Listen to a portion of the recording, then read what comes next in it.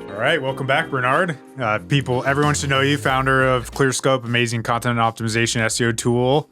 And we bring in Bernard back today because we're happy to partner with you on a big content marketing trends report. You can find it on our website. Essentially surveyed a bunch of great marketers. Many of you are probably listening to this podcast and asked about everything that's trending this year, including things like, of course, the hot topic, AI, what people are spending, their performance on average, what things correlate with that and what don't. And there's a lot of juicy nuggets that we wanted to have you come back on to discuss. Ross, thank you so much for having me. Thanks so much for working together on this amazing report. There's so many really interesting insights that I want to unpack with you today and with everybody out there listening. I think it's exciting times in content and there's a lot going on. So let's dive right in. Yeah. I think that's a great point off the start. Sometimes I would do like a trends post or a predictions post. It's just like you kind of going through the motions. It's like it's the end of year. Nothing's really changing that much. Right. This year's like shit's actually changing. Shit's changing. Or seemingly changing. So it's a good time to be talking about those trends for sure. So yeah, one of the first data points we asked people essentially, did they use AI content tools last year? We asked them, are they planning to in 2023? And then also as a macro question, we asked every survey respondent is how they reported their own performance. Did they say it was very successful, less successful, mildly successful? It's something that was one of the more interesting insights, I think, from the report. It wasn't dramatic, but you could actually see a difference in the people that reported using AI. Actually said they were lower performance on average as compared to the people that don't use AI. But that said, as is probably obvious, company usage, at least planned company usage next year is going up by the tune of 12%. Actually, it's a net 12% on top. I think it was 24 to 36% rather than the 12% incremental of we're doing a data study here. Totally. Yeah. So some interesting stuff there. One of the things that I sort of thought was as a hypothesis, and some of it kind of fleshed out in some of the other data, scrappier marketers, I think, were mostly using AI last year, maybe smaller businesses, solopreneurs, really kind of early adopters. And those tended to have lower budgets on average. So potentially it was a scrappier approach. Hypothetically, it does seem like AI is maturing up this year, and maybe this metric won't flesh out next year. It'll be interesting to monitor, but I have the feeling it has more to do with that than pure causation that AI means worse performance. But curious what your thoughts were seeing that data point. Yeah, no, I totally agree with you on the scrappier businesses point, right? Like the idea of OpenAI and GPT has been around forever. As a matter of fact, I first heard of it when I was in a mastermind in Australia. And there was this was in 2020. Okay. Yeah. It's not forever. It's not, yeah. But I remember this guy sat down, his name was Jared, I think, and Jared Codling. And he was like, hey man, I have this really good content spinner. It uses GPT-2. And, like I got this crazy, growth hack that I'm going to do. I'm going to spin up like 10,000 different pages, build a bunch of backlinks, all this good stuff. And I remember going back and being like, GPT-2, like what is this? And, we got like a key, we like played around with it. We're like, okay, this kind of feels more like Mad Libs, like where it could just swap out things. It was like not bad, but it wasn't great. And I remember it being really used in, we'll call it, more gray hat, like black hat type stuff. But people were using it and they were using it to spin content. And for the most part, if you had really strong backlink stuff, you could imagine you could seed a site, pump it. Maybe it's like longevity was like a year to two or something like that before it got uncovered by Google. But No, I mean, this was very known if you hung out in like Black Hat World, which is a forum, right? I'm sure Yeah. everybody was talking about this forever.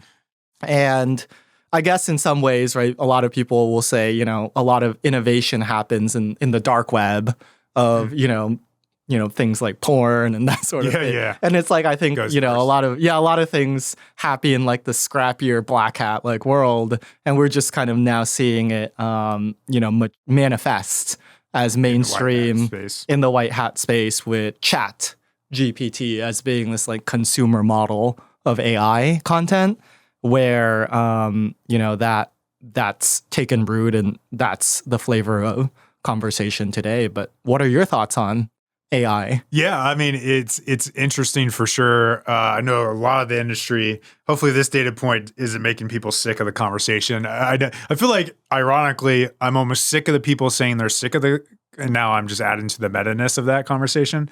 They're sick of AI, or people saying on Twitter that they're talking about it, or Chat GPT. But it's interesting for sure. We're definitely think about how it can augment our workflow. We're not riding it all with it right now. We tend to, for people listening to this who don't have context, we tend to work up market, high growth startups. I don't see a lot of application currently for the writing side, or at least feels like that balance of time you'd spend writing and also brand risk. We've seen one brand go down, or at least take a hit in CNET from a PR standpoint. But I know you, like before we started recording, I was saying, shit, we need to talk about, I'm saying shit a lot.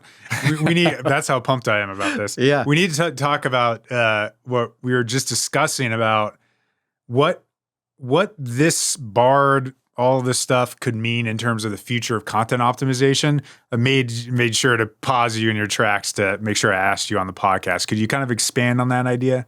Yeah. So I think we're seeing a lot of things happen. And within Google search, Bing search, right, with chat baked into their ecosystem, Google taking a stance on, say, TikTok, right, as another medium where searches are starting on that platform and being excluded from Google search. And so I think there's a whirlwind of things that are happening, some of which will have, I think, dramatic impact on how search as a channel moves forward. And I think there's a lot of different angles, and my mind is still like kind of unorganized when it comes to, I think, what's going on. But I'll present a few different cases of like interesting things that I think are happening in search that are sort of in parallel. So number one is this idea that ChatGPT is going to influence or eat a large part of searches moving forward. And I think that it will, but overall, the landscape of search is still likely to stay fairly similar in the sense that in the past, we would Google weather or, when is the Super Bowl going to happen, or daylight savings. Mm-hmm. And Google would give a blue link to a website that's like weather.com or, daylight savings calculator or whatever. Right. And they would get hundreds of thousands, sometimes millions of visitors every month for that particular search. And then Google said, you know what? Well, that's happening here, and here's this weather widget, and they basically consumed that ecosystem. Right. So in that way, I think that how chat evolves is likely to be like that, where chat is really good for certain kinds of queries, things that I think for the most part, us as human beings all unilaterally agree on, and therefore can give a fairly accurate statement that... That'd be like a quick answer, or knowledge... A featured snippet. Yeah, snippet. Yeah, exactly. Okay. And I already think that that's essentially what a featured snippet does, right? Google says, okay, 99.999% of the time, this is this. Therefore, I can just give you a featured snippet and you'll be satisfied. And I know that because you're logging in to your Google account when you perform that search and I give you this featured snippet, no future searches or actions are performed on your account. So, I've never thought about it that way, but I like that, where it makes sense that featured. I mean, obviously in the definition box and stuff, that's pretty obvious. But if it's like even a roundup of 8 ways to do something, you think there's SERP similarity a lot, and that's one reason why they're actually showing that? That's my hypothesis, Yeah. right? Google has a high confidence that we all more or less agree that this is like the truth or like answer to that. Okay. Therefore, they can give you that, and fewer actions are like happening on the search engine results page. Yeah. Therefore, that was actually a good like net positive for Google. So I derailed you, I think. Keep on. No. Yeah. So I think that basically that's how I view chat, right? Right. Like we used to Google weather and we used to go to the weather channel or weather.com. And now we just find weather as a widget on our phone. You know, we used to do all of these things in search, and then Google replaced them with either featured snippets, or we replaced them with different forms of asking or searching in different like sandboxes, right? I don't go to, you know, like MapQuest or, you know, Google to get directions. I just go to Google Maps.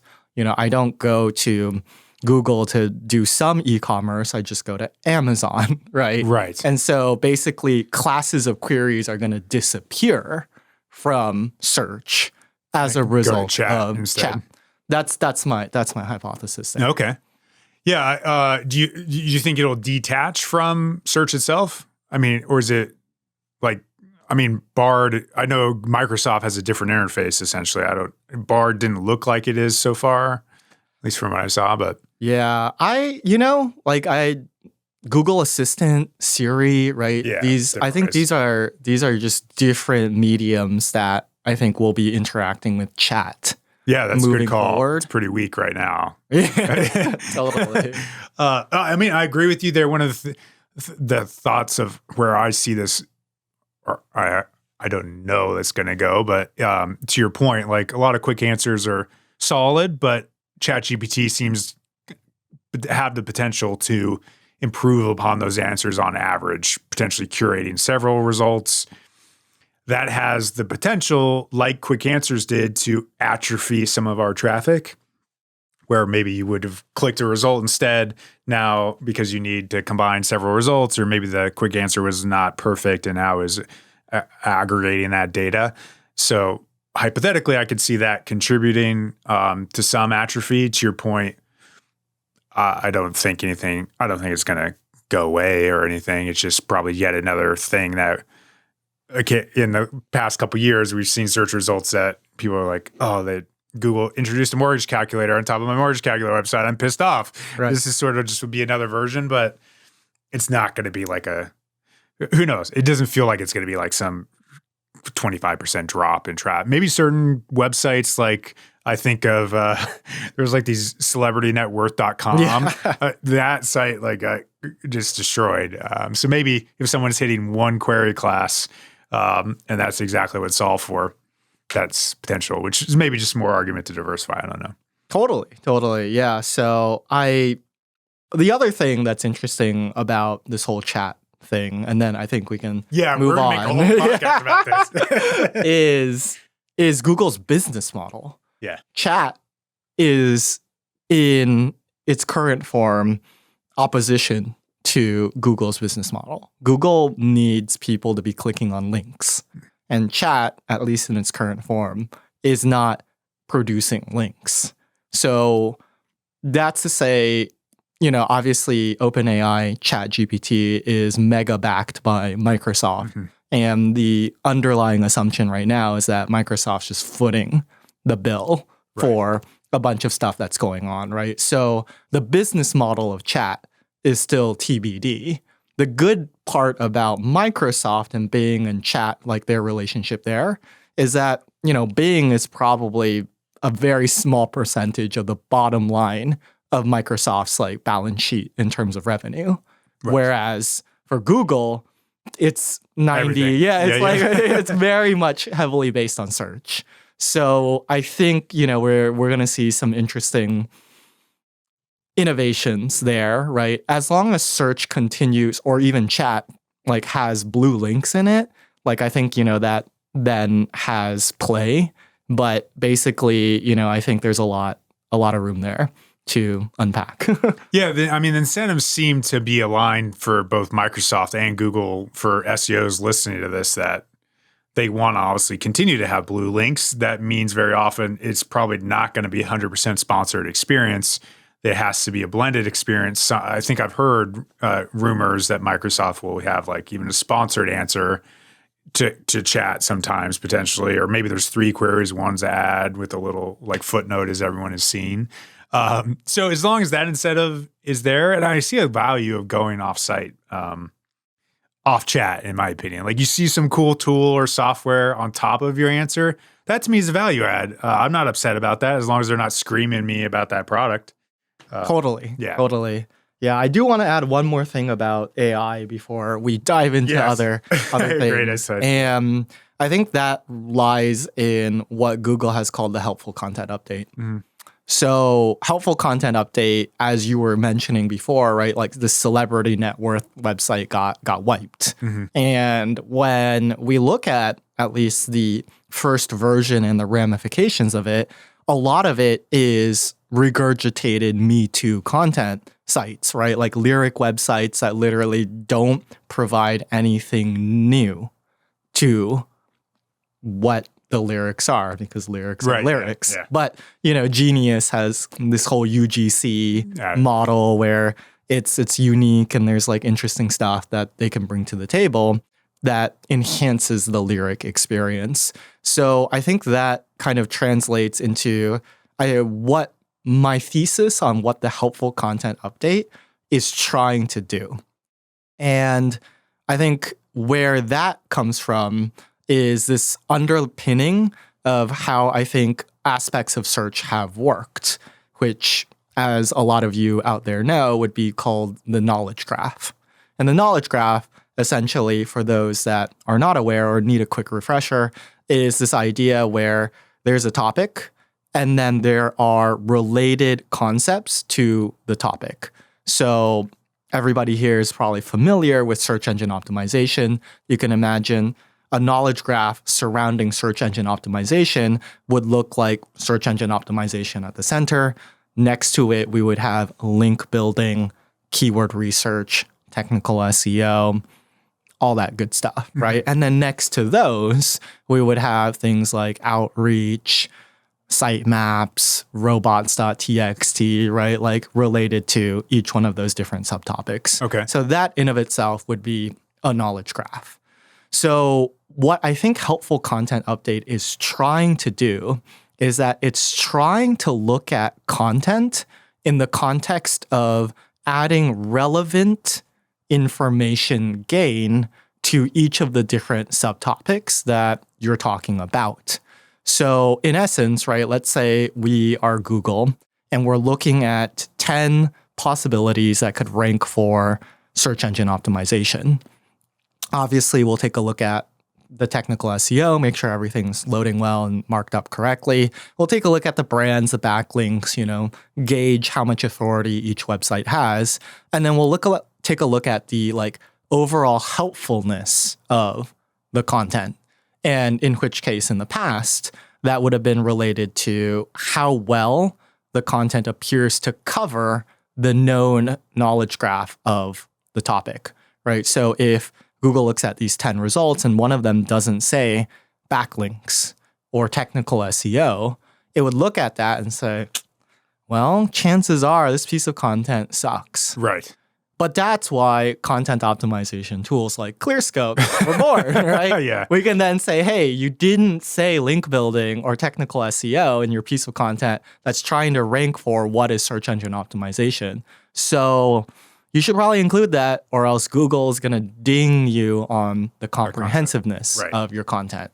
But now, that's already in a lot of ways gamed through tools like ClearScope. So that brings us to this foray and this initial question that you asked earlier, what's to happen with content optimization as a whole?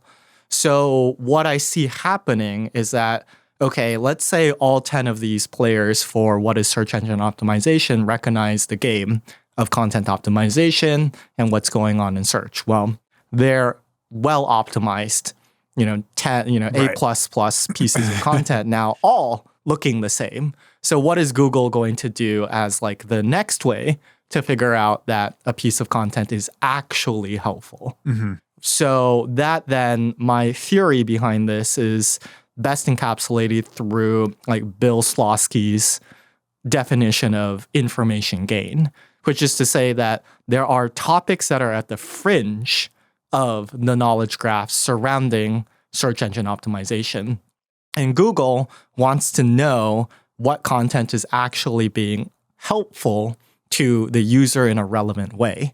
So we can't just start randomly introducing entities or concepts that are too far away from the core of search engine optimization, right? In this case, it could be like we're like throwing things around crypto or NFTs or whatever, right? Those are definitely new, but they're not relevant, right? Like at the cusp of where SEO is heading, we'll find things like ChatGPT, TikTok, video, right? Budgets, quality, right? Like Bing, exactly, right, exactly. And so Google knows that because, right, like there's searches that are starting to manifest at the fringes of SEO and Bing or SEO and AI content, right? So they're training Google's model.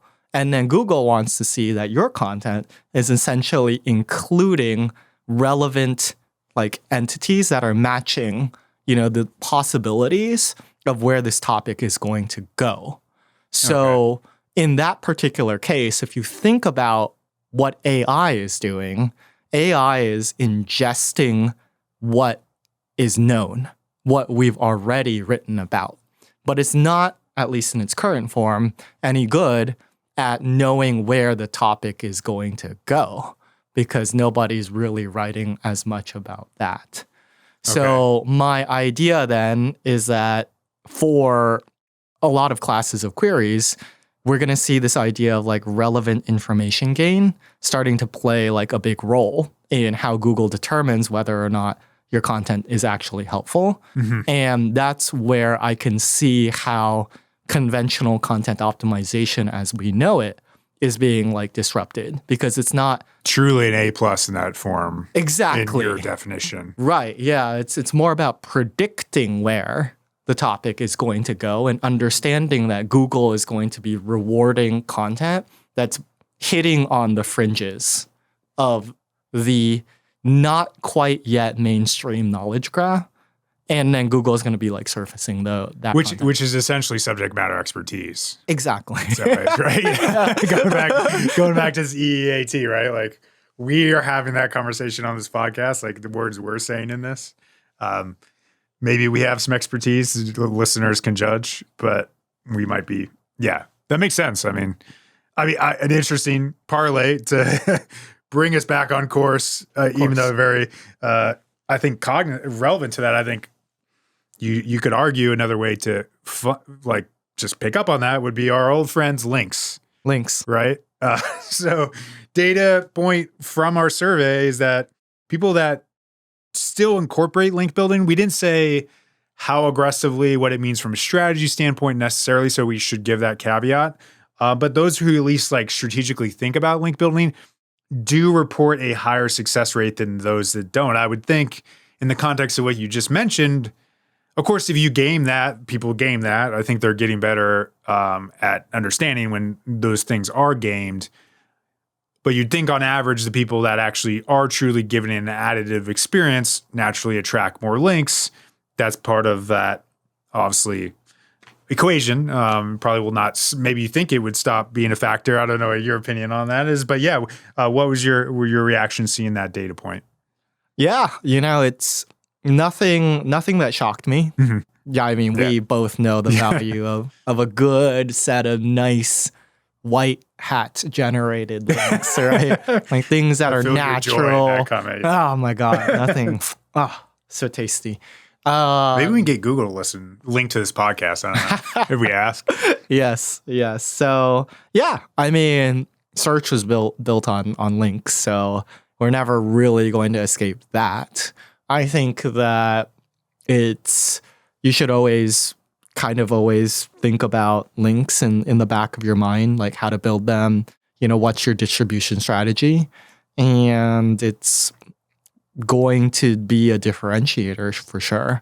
How about you? I know you've thought a lot about links. Yeah, agreed. I mean, increasingly we're thinking, how do you internally do that in order to attract the external ones? So we've more and more just been like, checkbox, are you linking to content that could attract links in your top nav?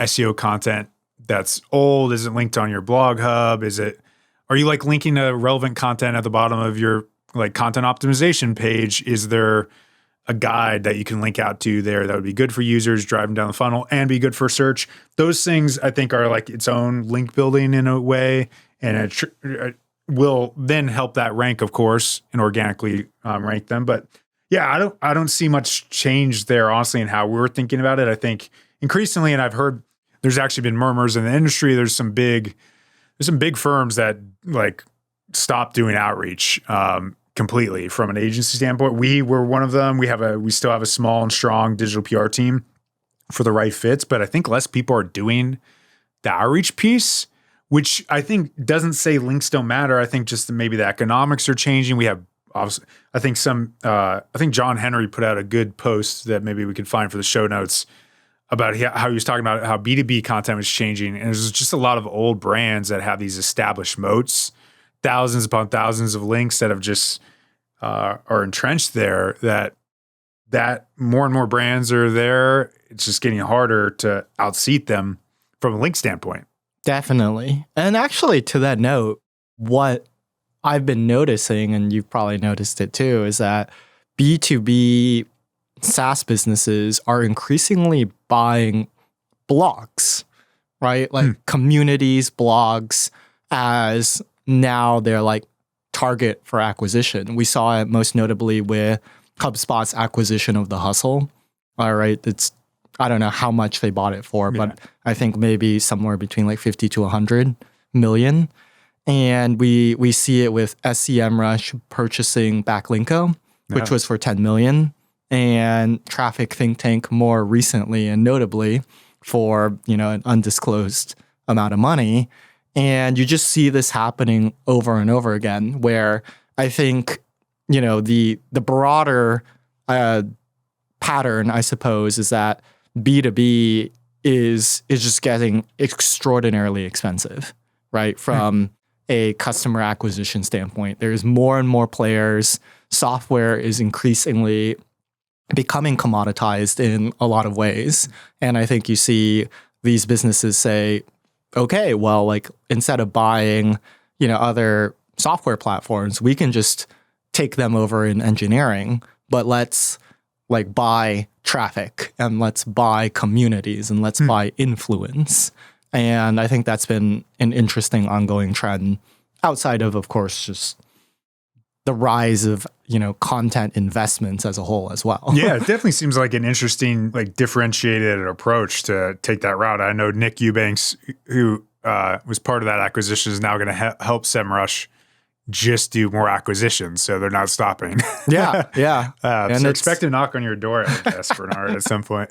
Yeah, it seems to be focused on like communities and lists and audience like specific acquisitions. Oh, too. yeah, that makes sense. Yeah. I mean, SEMrush is obviously a marketing powerhouse. I think they probably I don't know for sure, but I would guess they outspend Ahrefs on that front. I would think so. I mean, billions. I think, yeah. Potentially.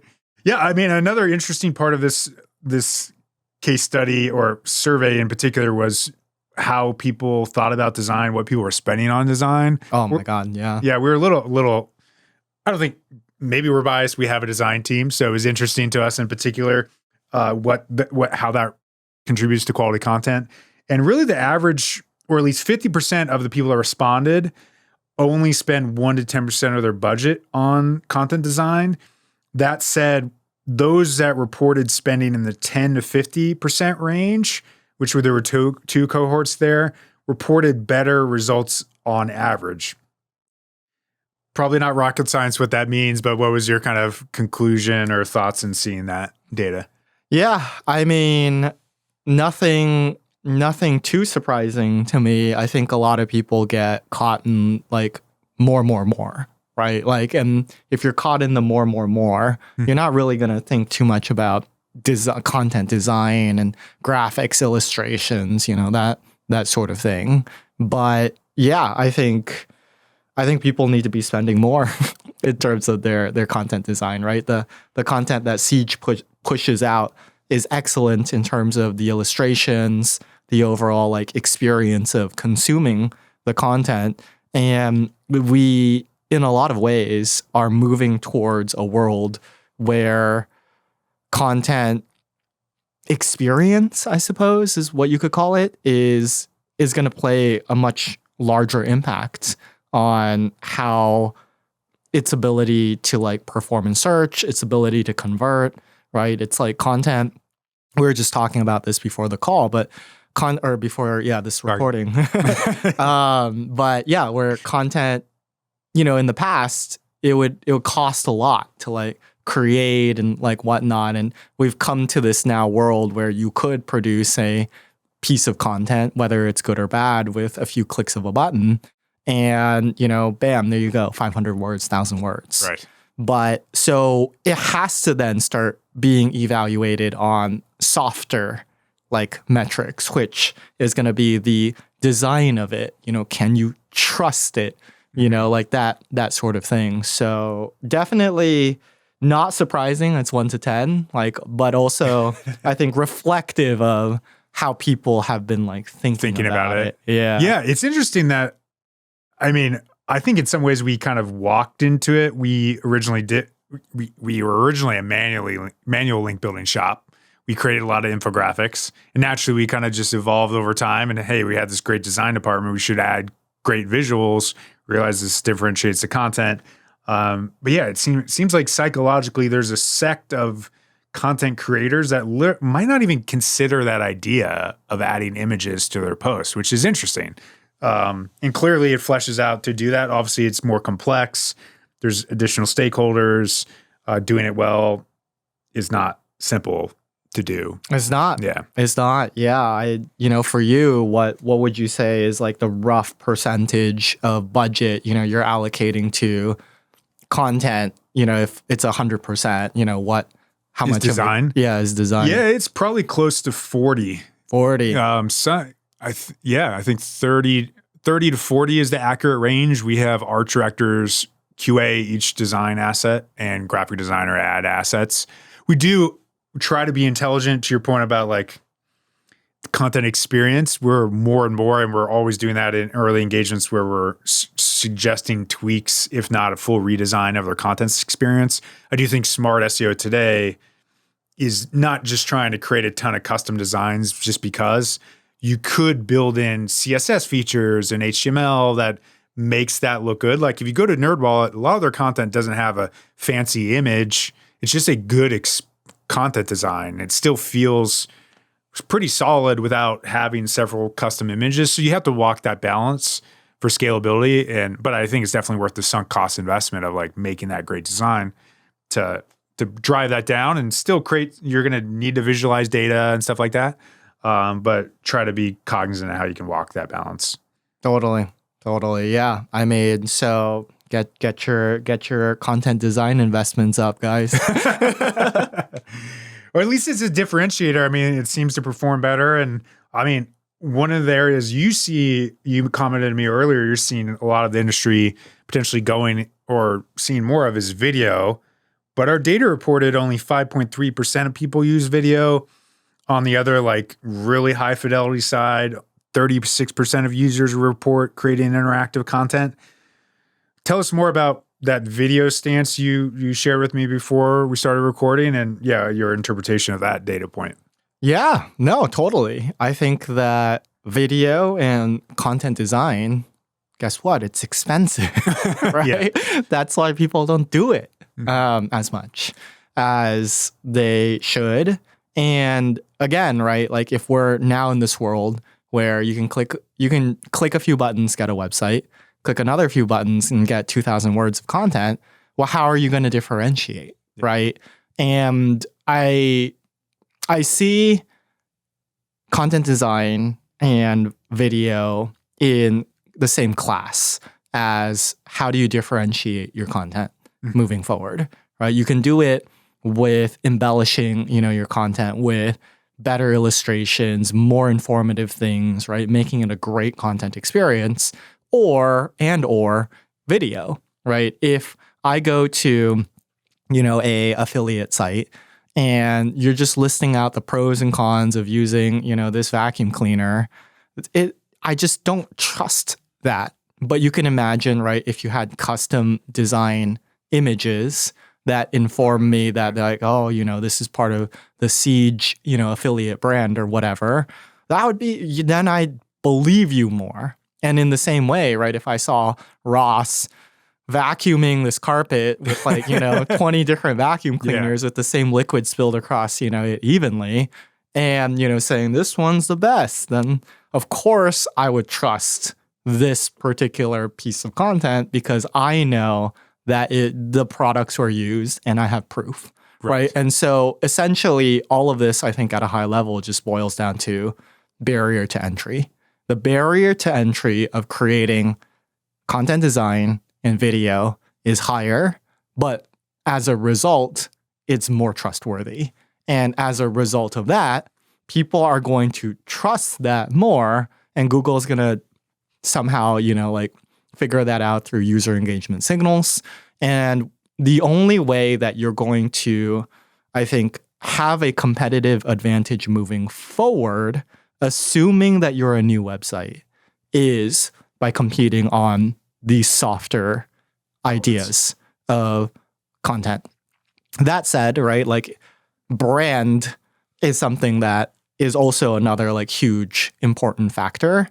And that's why websites like Healthline, NerdWallet, right, these established sites, they're going to get away with less, even though, right, their content is good and everything's well optimized and whatnot. Well, they don't need to go out of their way to up their design elements or create video, right? They have the brand and the authority that makes them where they are. But if you're starting from scratch or you're pretty new to the space, be prepared to be basically maybe surprised or not surprised that your chat GPT content with backlinks is not working. Right. Yeah. No, I agree. I mean, it's like a pendulum where the bigger the brand you are, and it definitely happens where big brands put out mediocre, like CNET, no offense, CNET, that was mediocre content that they put out. And obviously they were ranking, I don't think because of the content, it's because of the brand. And then you're I think the ideal, you uphold that brand through putting the premium content on top of it. Of course, it's economics, and that brand does carry a lot of weight. That is worth noting that a lot of users would prefer that NerdWallet asset over your super in-depth video, several tons of images, simply because it's from NerdWallet. Totally, and that's fair. Yeah. But a question I had for you on that. Curious how you think about a lot of people use TikTok, obviously. A lot of people use Instagram. You do a lot of SERP analysis of how much video is being shown and used on those results.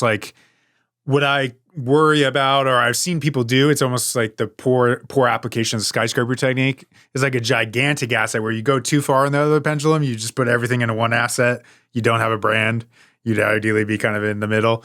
Do people, on a vacuum review, they want video. But where's the line of if we're just doing, let's say, hypothetical SEO tips? Ironically, I probably have that video. So don't tell me people don't want that. It's fine to say that. But you get what I'm saying. I think I'm getting at is how often do users actually want video for some of these queries? And should we be investing, assuming they will in the future want that? Or am I misrepresenting it? Is there just a lack of video, therefore there is no video on search result? Yeah, well, Google obviously has an empire to run, and they favor their little, YouTube asset, not little, very big, over, say, TikTok or these other Instagram, these other mediums. And you're really starting to see, not starting, but you've been seeing that video shines in specific classes of queries, right? In the same way that not all e-commerce searches start on Google, a huge chunk of them go to Amazon, right? A huge chunk of queries just simply start on YouTube. And those are generally going to be more business to consumer and generally more around experiences, how-tos, reviews, and, just a whole class of queries surrounding entertainment that you wouldn't really find on Google anyways. So I think that the application of video is very specific in a B2B context, and it's a lot more broad in a B2C context. Okay. Right? Because video has a lot more application in B2C, right? If I'm looking for a review of, the best vacuums, I might just go to, YouTube and say, vacuum reviews, because that's like what's top of mind and that's what I'm looking for. In the same way that, when you're scrolling through your TikTok feed, you're not like all of a sudden going to be like, oh my God, there's like, Ross Hudgens, like that's what I wanted to see. Like you're kind of in a different There's more state people of doing mind. that. We haven't yet, but maybe we should. If you see this video on TikTok, yeah. Right, exactly. Like as learned on TikTok or whatever.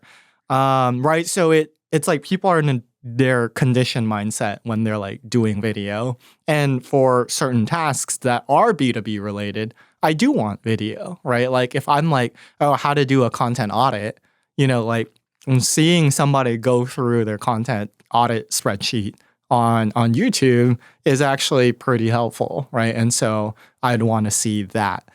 So all of that's to say, don't just do video for the sake of doing video, right? Like understand where your user or your target audience wants to be consuming the content and like what's their intent, and add video as a class of content should the intent and the like medium line up. But, for us, we've been doing webinars and like we've been clipping them into shorter like webinar snippets. We've been finding that that's been doing pretty well.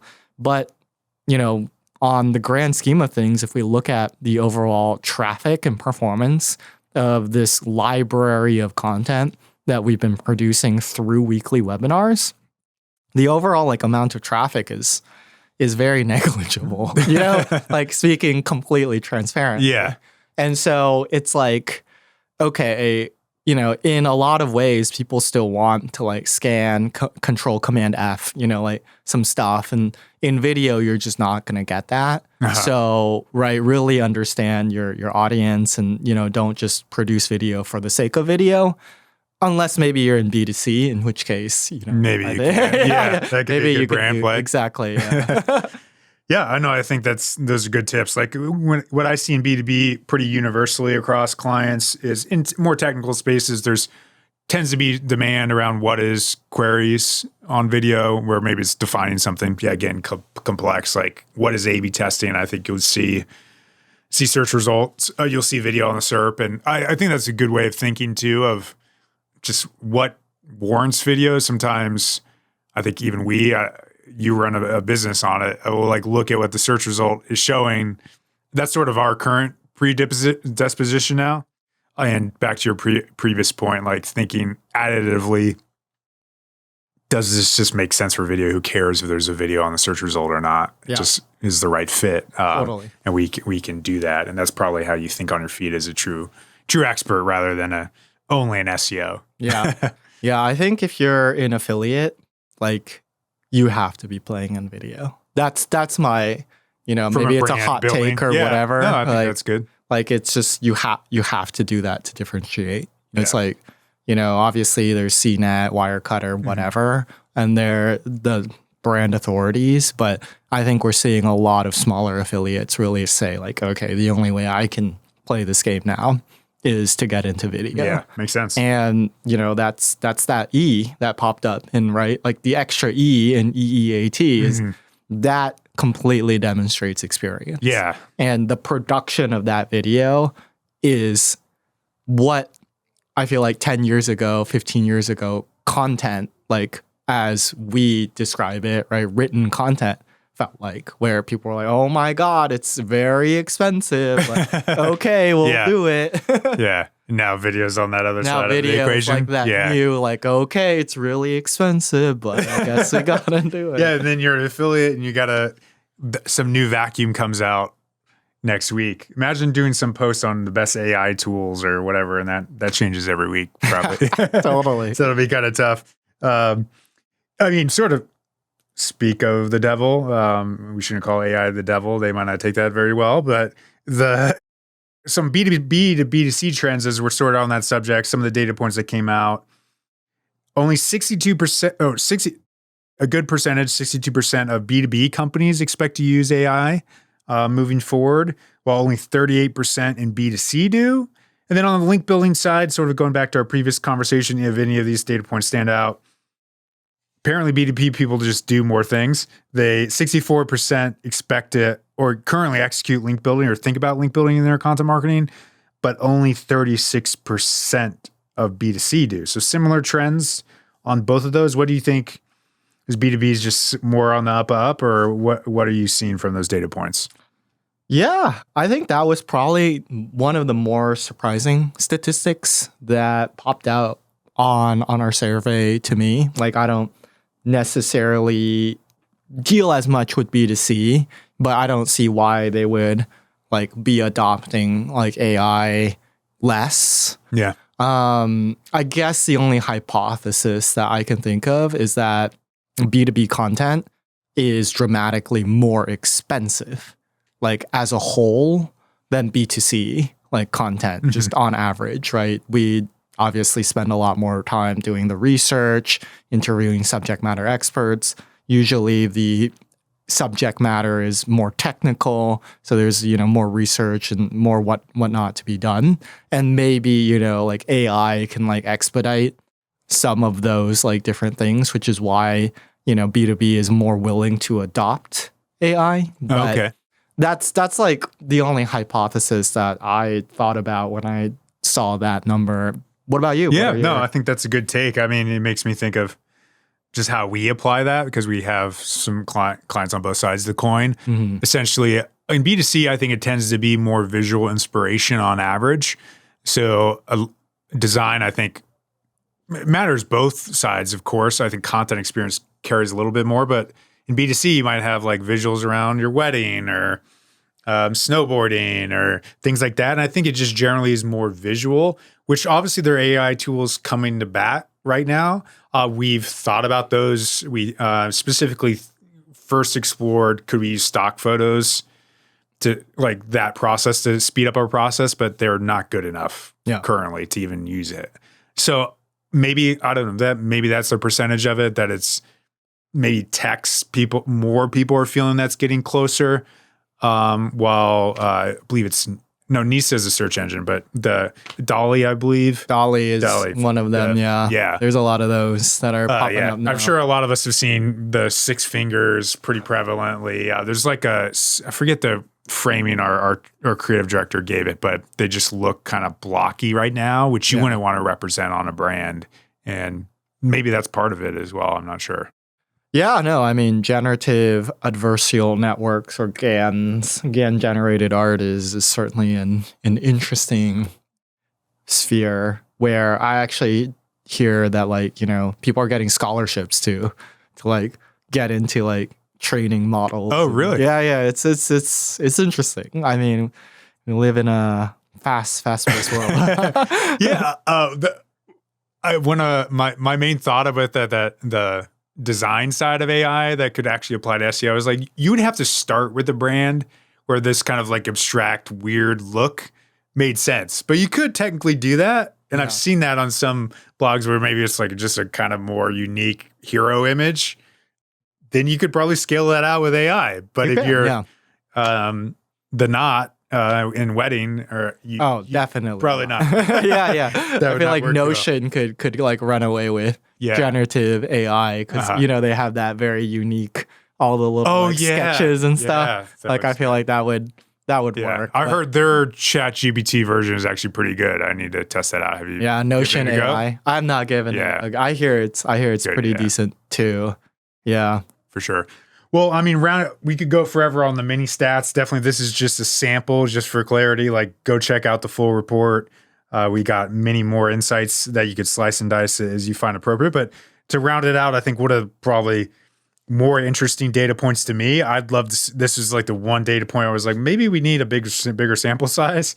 We had a good response, don't get me wrong, is that most report that their content budgets will not go down in 2023, with over half reporting an increase.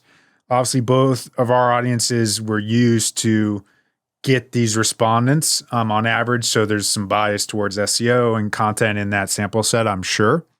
But I think we're all aware the economy seems to be doing okay, but obviously tumultuous times. Tech has been highly influenced in terms of in a down way in the last couple quarters. So how is this possible? How is this possible? Yeah. No, I mean, my gut reaction is that businesses, I think, maybe we skew a little bit more to B2B in like the report, but businesses still need customers, right? And inbound is a machine that needs to be fed.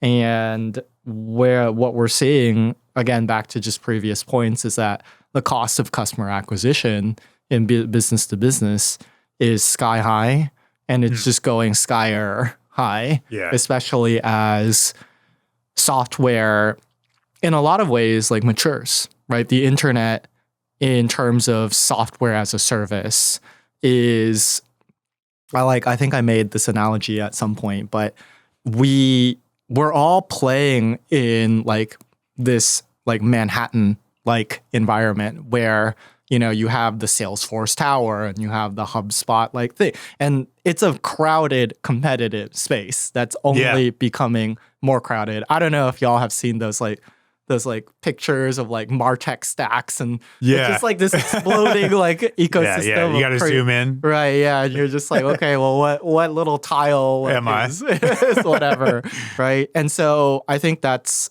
just the idea that we're producing software and computer scientists at a rapid pace because everybody's thinking that that's the new gold rush, in which case it's been. And modern day frameworks have been making the ability to produce web applications and mobile applications to be very easy.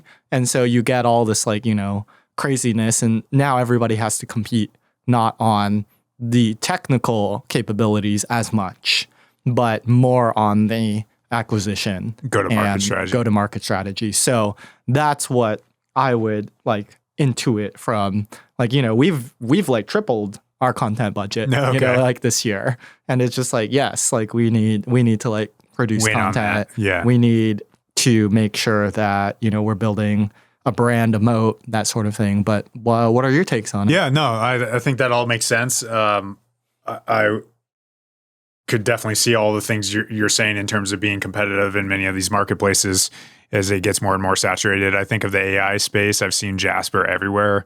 I'm sure they're spending so much money on marketing when it's the same product. They're doing a good job. I don't use Jasper, but it seems like they're doing a good job. Obviously, if you're spending a lot of money, it's kind of hard not to show up. But from what I can tell, they're doing a good job generally. Yeah, it's interesting the kind of what I hear from agency world in general is a lot of people are making positive decisions moving forward with budgets. They're just more delayed in doing so. At least that's the current pulse from the agency owners I talk to. There's definitely year-end kind of uncertainty and anxiety, especially in the tech sector. That can be in many different ways. I don't think it's a dramatic downturn by any means.